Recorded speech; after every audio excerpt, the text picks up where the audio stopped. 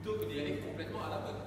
Si je comprends bien, ça permet d'approprier l'endroit où se trouve le pétrole. Mais ça permet de voir un endroit où potentiellement vous pouvez avoir le pétrole. Ça ne permet pas de voir l'endroit où il y a le pétrole. Si vous dites ça, vous êtes affirmatif. Or, je vous ai dit que seul le forage, une fois que vous arrivez, vous permet de dire si là il y avait du pétrole. Vous ne pouvez pas être sûr. Et je parle depuis le début, je pense que vous voyez que j'ai un niveau scientifique acceptable.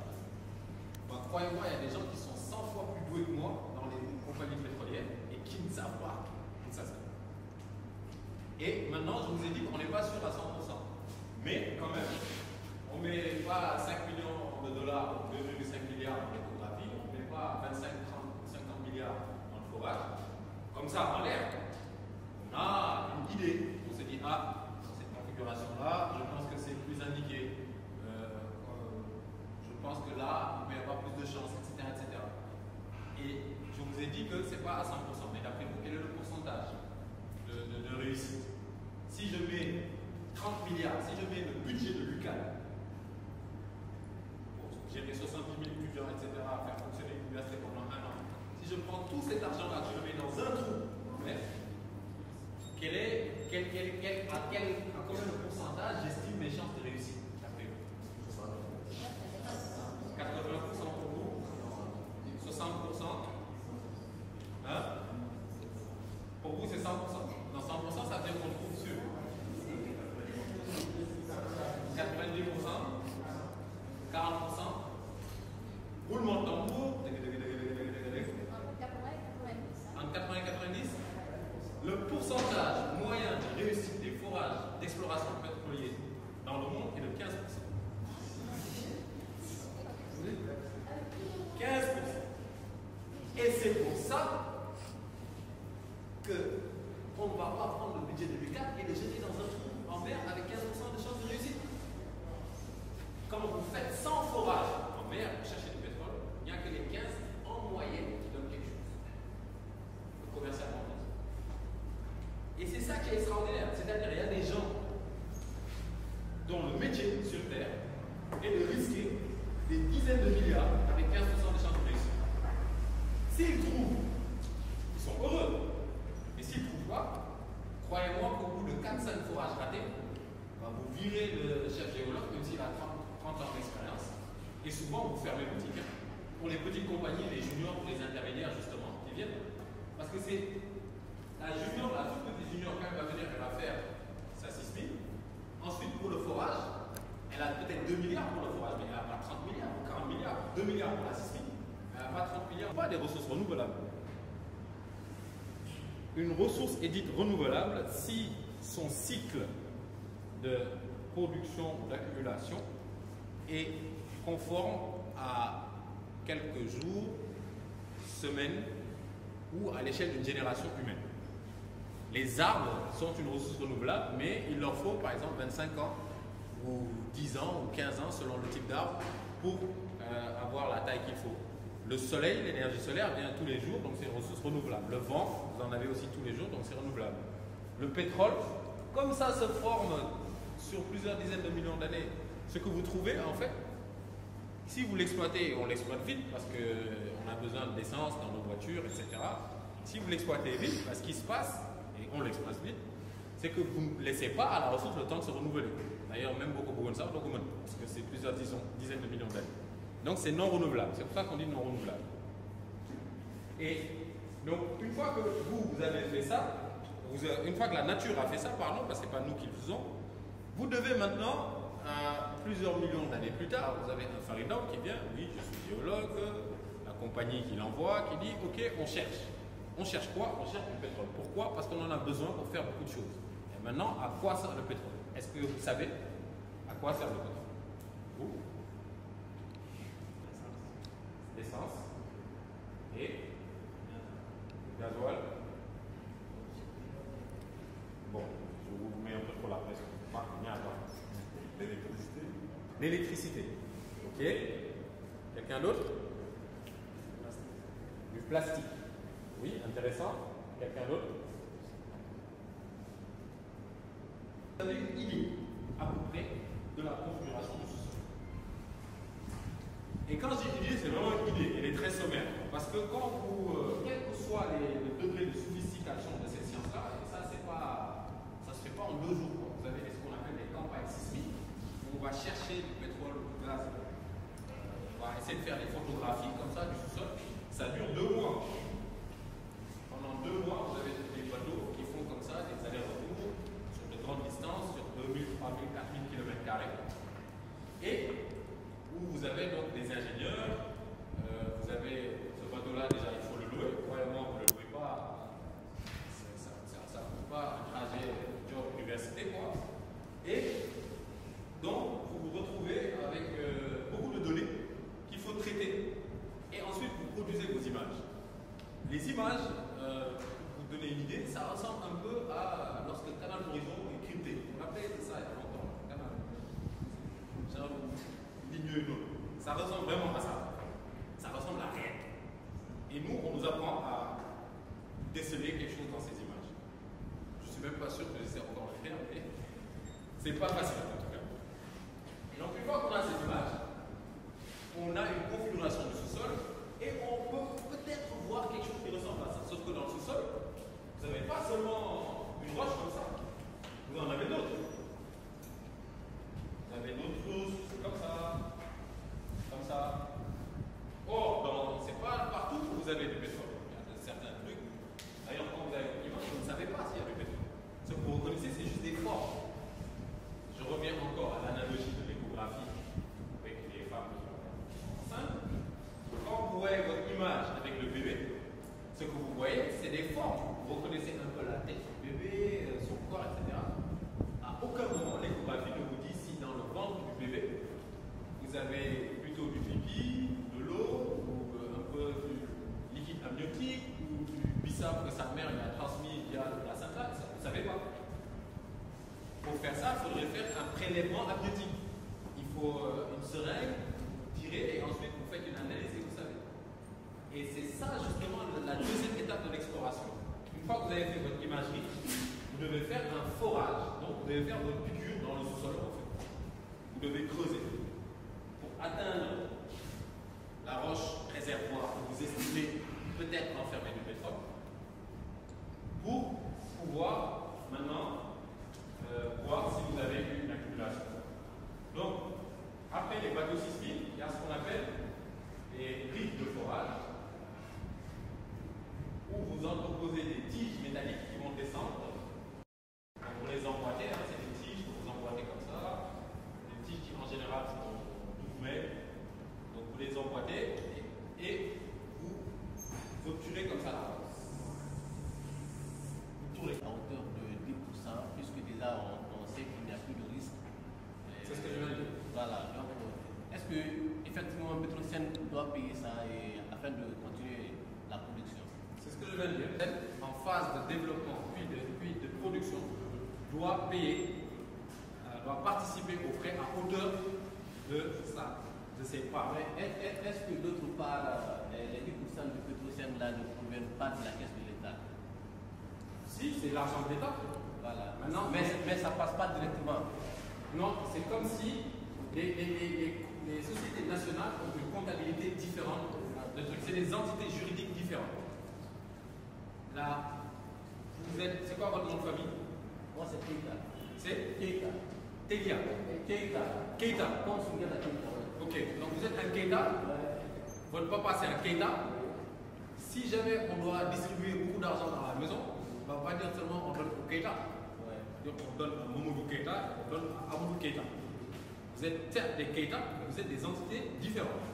C'est pareil, la Sénélec, c'est une entité différente de l'État du Sénégal. Parfois vous entendez que, ou pour les gisements qui produisent peu, comme le risque est important, comme les investissements sont importants, on va essayer d'attirer les gens en leur disant que pour de petits volumes produits, vous, association, vous allez être majoritaire dans le partage des parts entre association, encore une fois, et État. Là, ce n'est pas toute la part du Sénégal, c'est entre l'association, d'une part, et l'État. Sachant que dans l'association, vous avez Petrocène. C'est clair? Et c'est de dire que plus les gisements découverts sont importants, plus les gisements qu'on a découverts sont importants, plus la part de l'État doit être importante.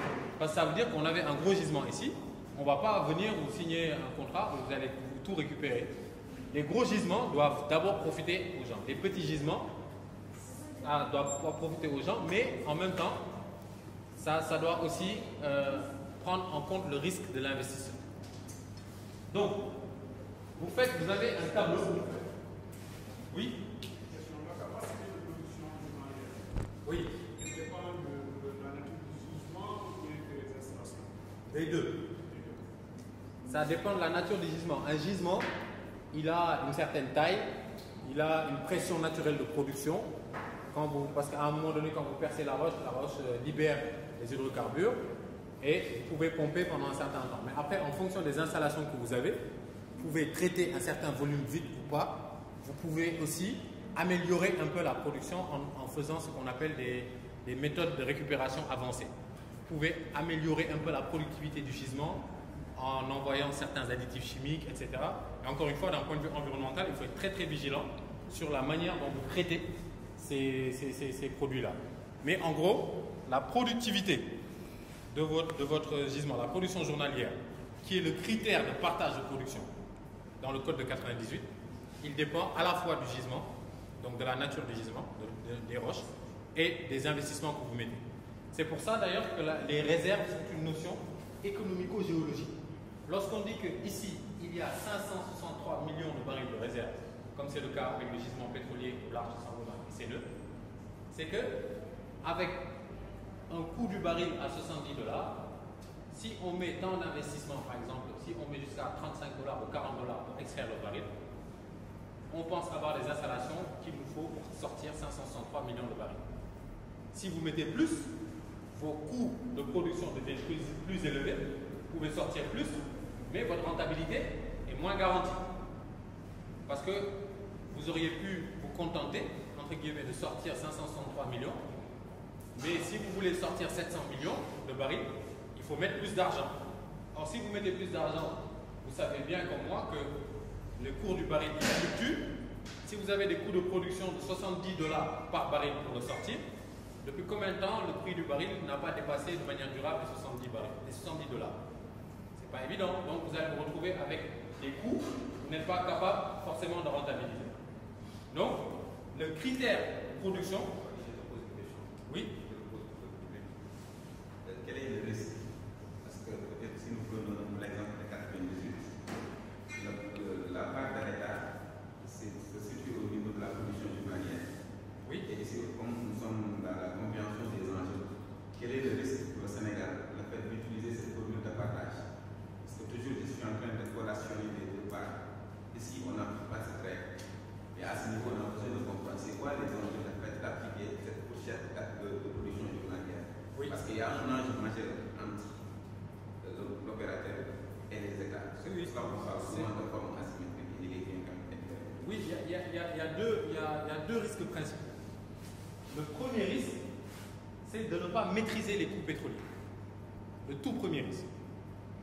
Parce que vous, en tant qu'État, la part que vous récupérez en tant qu'État, plus la part de Petrosen dans l'association, plus les impôts sur les sociétés, c'est tout ça.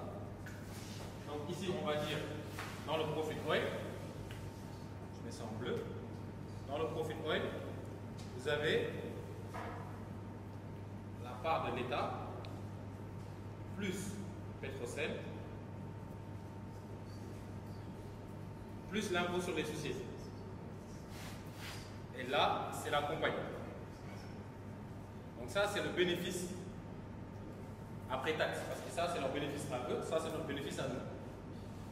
Donc ça, c'est dans le profit oil. Et vous voyez tout de suite qu'il y a... Donc si vous n'êtes pas techniquement au point, au moment du design des installations, dès le départ, et cette phase-là, elle est déjà passée. Si vous n'êtes pas capable de dire non, ce que vous nous proposez là, techniquement, on n'en a pas besoin. On a plutôt besoin de ça. On pense que ça va marcher tout autant. Et ça coûte moins cher. Ils vont augmenter les coûts pétroliers. Or, s'ils augmentent les coûts pétroliers, leur part qui se rembourse devient plus importante. Et or, eux, nous, notre part, elle est ici. Vous avez aussi ce qu'on appelle le local content. Le local content, c'est le contenu local, c'est-à-dire c'est la part dans les coûts pétroliers, c'est la part que la compagnie doit payer à des sous-traitants locaux. Par contre, avec la Gambie, on n'a pas encore découvert des gisements à cheval de la frontière maritime entre nous et la Gambie. Mais heureusement que maintenant il y a le président Barrow avec qui on s'entend bien, il porte même les mêmes amis que moi, des amis et tout ça. Heureusement, parce qu'il faut vraiment veiller à ne pas tomber dans des problèmes, parce que si jamais c'est à la frontière, si vous ne vous entendez pas, ce qui se passe, c'est que la production ne va plus avancer, ça va s'arrêter. Et ça s'est passé avec, entre le Ghana et la Côte d'Ivoire, qui ont eu un litige il y a quelques temps, où ils ont dit on n'arrivera pas on ne s'entend pas, on arrête. Par contre, il y a d'autres cas de réussite.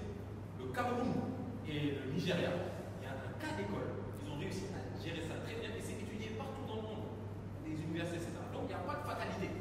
On peut très bien s'en sortir si on fait les réformes qu'il faut. Quand on vendait ces 35%, c'était à hauteur des milliards. Et toujours dans le nouveau code pétrolier, peut-être qu'elle n'est pas très bien exploitée, je sais pas, on parle de des garanties qui permettent à l'État de tirer tout. Sinon, cette question de senior est majeure par tout dans le pays. À quel moment devons-nous privilégier certaines choses? Et si le code est vite quelque part sur certains points, ça risque d'être trop fatal pour l'État du Sénégal. Là, c'est juste une sorte de contribution pour qu'on puisse parler. D'accord, c'est intéressant. Sur les sessions de titres, on revient un peu sur ce qui a été dit tout à l'heure, c'est-à-dire, lorsqu'une compagnie se sépare, est-ce qu'on doit taxer ça ou pas en fonction du moment où on se trouve? Dans la phase d'exploration pure, taxer ça n'a aucune utilité parce qu'il n'y a encore rien. Mais si jamais on découvre et que quelqu'un, lui, pour X raison, il décide de partir parce qu'il faisait des épargnes, c'était le cas de Tibiscorp, c'est le cas de ConocoPhillips qui a cédé à Woodside. Et quand ils ont cédé à Woodside, un de leurs autres partenaires, qui s'appelle FAR, First Australian Resources, ils ont dit « Ah non, vous auriez dû d'abord nous dire pour que nous on achète ». Bon, moi, je pense personnellement que c'est plus de l'activisme de la part de FAR. Pourquoi? Parce que FAR est une très petite compagnie. Ils n'avaient pas forcément même les sous pour acheter. Et surtout, Woodside est australien comme FAR. Et Woodside est la grosse compagnie pétrolière en Australie. Et donc FAR, ce dont ils avaient peur, je pense, c'est que Woodside rentre dans le bloc, rachète les parts de Conoco, deviennent opérateurs et ensuite les force un peu en rachetant leurs parts. Je pense qu'ils ont voulu un peu ralentir ce process-là. Maintenant, même si c'était ça la raison, ils ont voulu faire appliquer leur droit de préemption et donc ils ont dit à Conoco, qui était dans ce bloc-là, non, nous on va ralentir la session. Bon, ils ont fait un arbitrage, ils ont ralenti. Pour la session est faite. Pour l'instant, il n'y a pas encore de décision qui a été rendue, c'est pas encore suspensif. Et donc les choses se déroulent. Je ne pense pas que ça aboutira, même si je ne connais pas le fond du dossier. Maintenant, sur la taxation, effectivement, c'est jusqu'à quel moment on taxe. Je pense que le nouveau code pétrolier parle explicitement de taxation des cessions de parts. Je n'en suis pas sûr, je l'ai lu, je semble l'avoir lu, mais je pense que c'est le cas. Je pense que c'est le cas. Sur l'exploration, ça reste comme ça, l'exploration pure, mais maintenant, dès qu'il y a découverte évaluée comme étant sûre, ça veut dire que même si vous restez que 20%, vous avez 20% de plusieurs milliards dans le sous-sol. Et si vous vendez vos 20%, vous ne pouvez pas arguer et dire non, il n'y a pas encore de production, je m'en vais. Non, tu as vendu quelque chose qui sera produit. Donc, tu vas être taxé.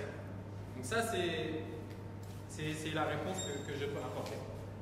L'autre question, c'est surtout les enjeux aussi qui sont importants, c'est qu'est-ce qu'on va faire de l'argent? On peut dire intuitivement, ok, on va prendre l'argent, on va mettre dans l'éducation, dans la santé, etc. Ça, c'est ce que tout le monde dit. Ok, c'est ce qu'il faut faire, dans l'absolu. Sauf que dafa am noo koy defee. Pourquoi? Et je vais m'expliquer.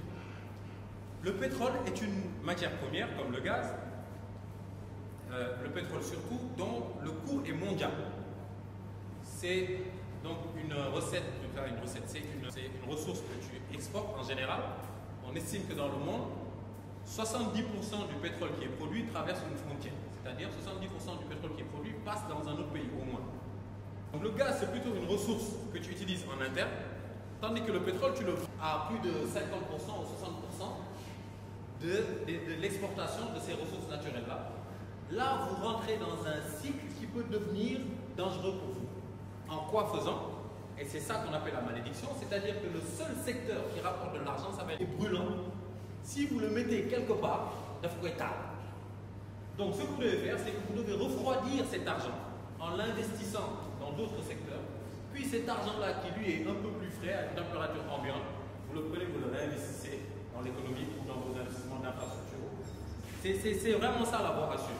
L'État du Sénégal va créer un fonds, comme sur le modèle du fonds souverain norvégien. En fait, on l'a déjà, ce fonds, c'est le fonds 6, Fonds sénégalais d'investissement stratégique. Or, le fonds 6 va être rénové, il va y avoir une partie dans le fonds 6 qui va garder une partie de l'argent du pétrole. Mais ce n'est pas tout, ce n'est pas les 100% comme la Norvège. Nous, on va prendre, d'après ce qui a été dit ça et là par des responsables gouvernementaux, etc. En tout cas, c'est en discussion, ce n'est pas encore figé. 60% de l'argent du pétrole va aller dans notre budget. 25%, 30% va aller dans le fonds. Et vous allez avoir 10% donc qui va aller dans un fonds de stabilisation. Pourquoi? Parce que quand vous allez faire votre budget à l'année, vous allez dire on attend par exemple 1 milliard d'euros par an, c'est-à-dire 650 milliards de francs CFA qui vont rentrer grâce à l'argent du pétrole et du gaz. Or, ça vous le faites sur la base d'un prix du baril que vous projetez à l'année. Vous allez dire cette année, le prix du baril va être de $70. Donc si je multiplie 70 par mois ma part, ça va me donner ça. Mais vous n'avez pas possible de le baril $40. Or, si toi, tu as mis 60% de l'argent du pétrole dans le budget, ça veut dire que tu as 60% moins le pourcentage de différence du prix entre ce que tu avais prévu avec le baril, puis le prix réel. Qu'est-ce qui se passe? Si tu n'as pas un fonds de stabilisation, c'est-à-dire de l'argent que tu mets de côté pour restabiliser ton budget, tu vas te retrouver comme le Tchad. Ils ont été obligés de fermer les universités. Parce qu'ils n'avaient plus les choses à payer. Ils ont arrêté des chantiers. En plein comme ça.